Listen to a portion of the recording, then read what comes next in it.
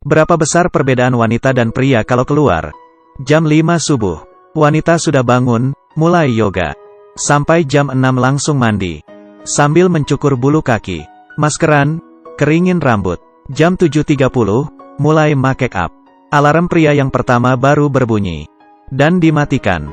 Sampai jam 8, wanita mulai pilih baju. Jam 8.30, pria baru bangun. Mencium bau baju lamanya, apa masih bisa dipakai. Dan memakainya. 5 menit kemudian, berdua sama-sama keluar. Pria tidur 3 jam lebih banyak dari wanita. Baiklah, wanita pergi. Apa harus begitu repot? Wanita ini sepikiran dengan kamu.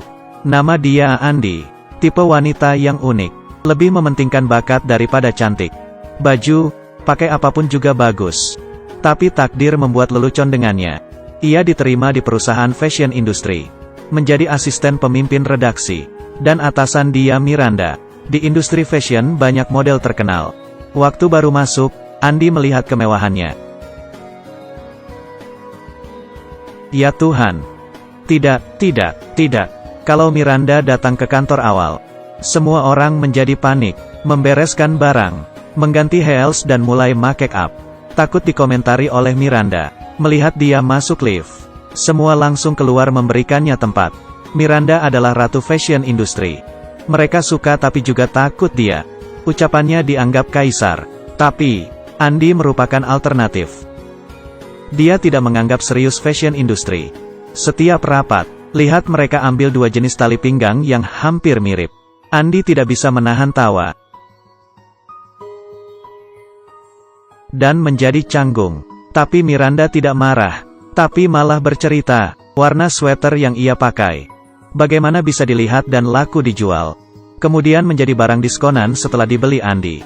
Keahlian ini sama berharganya kayak Miranda. Akhirnya dia berkata ke Andi dengan jijik. Kamu pikir kamu sedang menghindari fashion industri. Kamu hanya ada di belakang fashion industri. Seperti pemulung ambil sampah. Hinaan ini membuat Andi merasa malu dan kesal. Dia bersumpah akan membuat Miranda mengenal diri sendiri. Tapi dia sekarang hanya asisten biasa. 15 menit makan, 24 jam siaga. Tidak boleh melewatkan panggilan telepon. Meski ada urusan juga tidak bisa meninggalkan kerja. Setiap Miranda meminta permintaan, hanya bisa membuat Andi stres. Hari ini Andi menemani ayahnya makan. Miranda lagi-lagi menelponnya. Karena cuaca, jadi pesawat dihentikan. Tapi malam ini dia harus pulang. Andi batal dengan ayahnya. Telepon cari jalan keluar. Sekalian mencari pesawat yang bisa mengantar Miranda pulang. Tapi Andi gagal. Miranda dengan dingin berkata, wanita yang menggaguminya dulu dan mengerti fashion industri. Membuat dia kecewa. Saya pikir kamu berbeda. Dalam hati saya berkata cobalah. Coba dengan gadis gemuk yang cerdas ini. Tapi hari ini Andi membuatnya kecewa. Mendengar perkataannya, Andi stres lagi. Dia keluar dari kantor, dan mencari temannya Nigel berkata, kenapa dia begitu rajin? Miranda masih tidak mengenal dirinya. Tapi Nigel memotong pembicaraannya. Andi, tolong realistis. Kamu sama sekali tidak berusaha, tapi malah mengeluh. Kamu berharap aku harus bicara apa? Mau aku bilang, kasihan sekali, lagi-lagi Miranda membuli kamu. Apa itu? Tolong sadar. Dia hanya melakukan pekerjaannya. Sebagai gantinya Andi, sama sekali tidak mengerti pekerjaannya. Kalau tidak suka, lebih baik menyerah duluan. Mendengar itu, Andi langsung tersadar. Tapi dia tetap ingin mencoba. Dan butuh sedikit bantuan. Melihat Andi tak berdaya, si Nigel harus setuju. Dia membawa Andi ke suatu tempat. Ini adalah impian dan surga wanita. Produk terbaru Prada, Dior, Chanel. Tidak perlu bayar, kapanpun bisa ambil. Ini adalah bonus dari fashion industry. Dalam sekejap, merubah kamu dari ini. Bisa menjadi ini. Mereka yang menertawakan Andi sampai kaget. Sekarang penampilan Andi berubah. Dari bebek buruk menjadi angsa putih.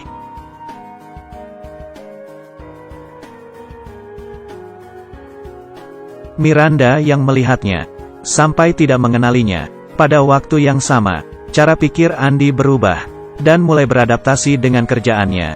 Setiap Miranda minta permintaan lagi, Andi selalu santai. Karena semua permintaannya, dia selalu terpikir dulu, mengaturnya dengan baik. Siapa yang tidak suka cara ini? Miranda melihatnya dengan mata yang lain, dan berkata, malam ini, dia yang bawa buku majalah ke rumahnya. Andi sangat bahagia.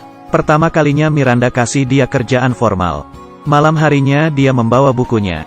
Saat masuk dia terkejut. Dia meminta bukunya ditaruh di atas meja bunga. Tapi setiap meja di ruangan semua ada bunga. Saat masih mencari, ada yang memanggilnya dari atas. Ternyata anak kembarnya Miranda. Mereka berkata bisa membawa bukunya ke atas. Ia bingung apakah sedang dikerjai. Ia percaya, tapi belum sampai di atas. Andi dengar Miranda dan suaminya bertengkar. Ia panik. Karena tahu ini salah besar. Tidak ada bos manapun yang ingin pekerjanya melihat masalahnya. Saat Andi mau turun, tapi sudah telat, Miranda telah melihatnya. Saat itu juga dia terdiam. Esok harinya, Miranda kasih tugas ke Andi yang sulit diselesaikan. Minta sebelum jam 3, dapat mengambil buku Harry Potter yang tidak diterbitkan. Kamu bisa kan? Andi tahu Miranda sedang membalas dendam. Andi diam-diam bersumpah, ia pasti bisa. Ia bergegas dan bertanya ke semua orang di sekitar. Di saat ia putus asa, ada satu penulis membalasnya. Akhirnya ia berhasil mendapatkannya. Saat Miranda melihat, ia bertanya, si kembar bagaimana lihat kalau cuma satu?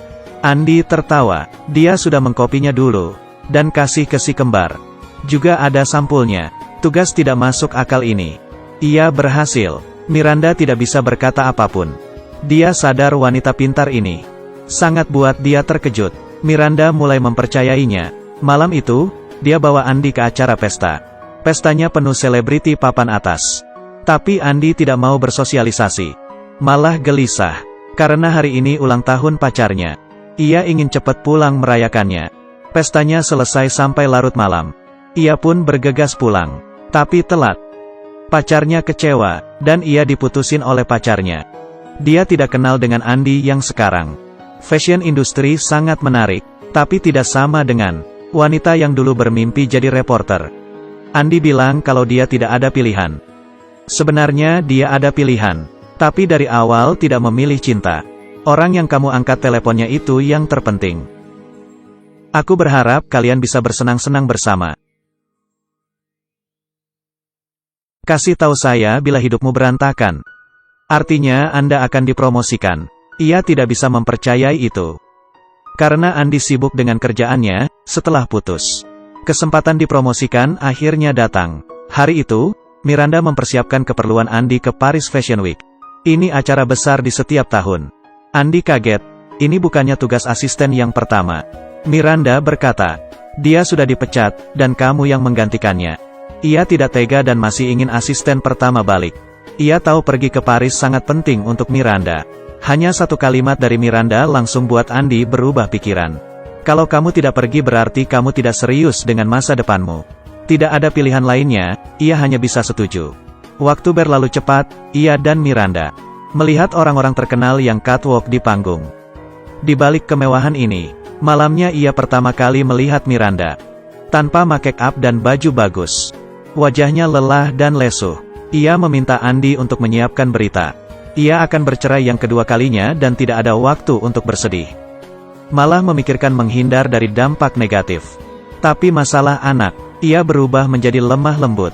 Keegoisannya buat anaknya kehilangan sosok ayah. Andi mulai sadar. Kepala iblis yang kebal ini, yang selama ini terlihat kuat ternyata bisa lelah. Ia mulai ikut sedih. Ia tiba-tiba ingat. Bos dari grup mengundurkan diri. Jadi bersaing untuk menjatuhkannya. Ia tahu ini akan menjadi pukulan buat Miranda. Sebelum acara dimulai, ia memikirkan cara untuk kasih tahu informasi ini. Tapi anehnya, Miranda tidak kaget. Saat acara mulai, Andi baru tahu. Ternyata Miranda sudah siap dulu. Ia mengambil salinan, isi nama orang yang akan mundur bersamanya, untuk dipertimbangkan sama bos, dan menunjuk orang untuk kerja di posisi yang tidak mungkin ditolak. Semua memberi selamat. Kecuali Nigel yang awalnya bekerja di posisi itu. Ia menjadi cadangan di posisi itu. Ia hanya bisa menerima karena tidak ada pilihan. Tunggu waktunya dia akan membalas saya. Apa kamu yakin? Tidak, tapi saya harus melakukan yang terbaik.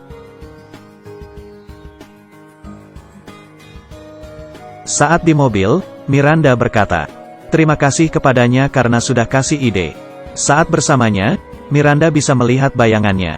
Pertama kalinya ia diakui oleh Miranda. Tapi ia tidak senang, malah membalas. Kita itu berbeda, aku tidak akan mengorbankan temanku. Tapi Miranda berkata kamu sudah melakukannya. Pergi ke Paris menggantikan asisten pertama. Andy tidak bisa berkata apapun. Dia hanya tidak ingin seperti Miranda. Miranda tertawa.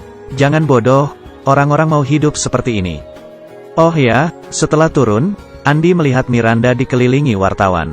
Ia berdiri di atas, lalu menginjak kaki orang yang di bawahnya. Tapi di sekitarnya tetap biasa aja. Akhirnya Andy tahu yang dia inginkan. Setelah Fashion Week selesai, dia mengundurkan diri.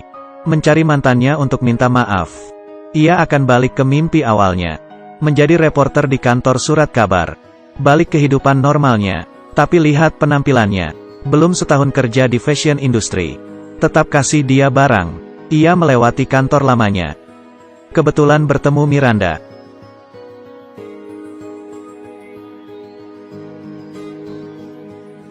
Diam-diam Miranda tersenyum. Andy sama dia sebenarnya sama. Mereka selalu ingat apa yang mereka inginkan. Tapi menurut Andy, pekerjaan ideal dan kehidupan yang nyaman. Sebaliknya menurut Miranda, semua yang ada di atas.